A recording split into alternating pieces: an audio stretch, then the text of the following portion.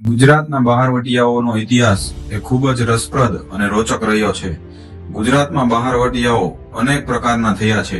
જુદા જુદા અન્યાયોનો સામનો કરી અને જ્યારે ન્યાયની માંગ કરવાની વાત આવે ત્યારે બહારવટે ચડનારા શૂરવીરોએ પાછી પાની કરી નથી. ગુજરાતના ઇતિહાસમાં સૌપ્રથમ બહારવટું ખેડનારા જેસાજી અને વેજાજીની આજે આપણે વાત કરવી છે. કહેવાય છે ઈસવીસન 1450 થી લઈ અને ઈસવીસન 1500 સુધીના સમયગાળામાં આ બંને બહારવટિયાઓએ બહારવટાનો આરંભ કરેલો. જેસાજી અને વેજાજીનો જન્મ અમરેલીના સરવૈયા રાજપરિવારમાં થયો હતો. તે બંને સગા ભાઈઓ નહોતા, પરંતુ કાકા દાદાના ભાઈઓ હતા. જેસાજીના પિતાનું નામ કવાટજી અને વેજાજીના પિતાનું નામ સોંડાજી હતું.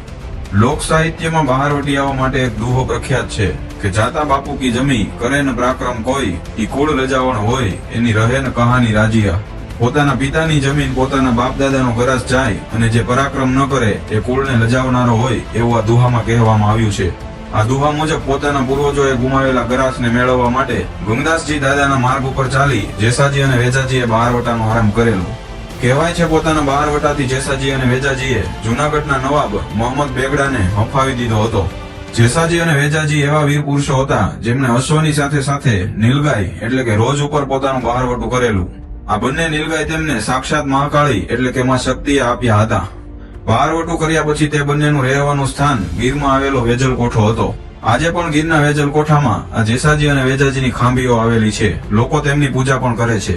બહારવટા દરમિયાન જેસાજી અને વેજાજીને વીર માંગડાવાળાએ પણ મદદ કરી હતી. તેમનો ઇતિહાસ જગત પ્રસિદ્ધ છે.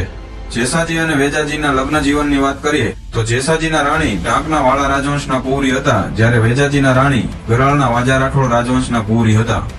જેસાજી અને વેજાજીના પરાક્રમથી ત્રાસી જઈને નવાબે તેમનું બહારવટું પાર પડાવ્યું હતું. સોનાની તલવાર સાફો અને સન્માન સાથે જેસાજી અને વેજાજીએ 64 જેટલા ગામોના તોરણ બાંધ્યા હતા. એ સમયે જેસાજીએ જેસર અને વેજાજીએ વેજલા ગામ વસાવ્યું હતું. ત્યારથી જેસર હાથસણી અને તેની આજુબાજુનો વિસ્તાર સરવૈયાવાડ તરીકે ઓળખાયો.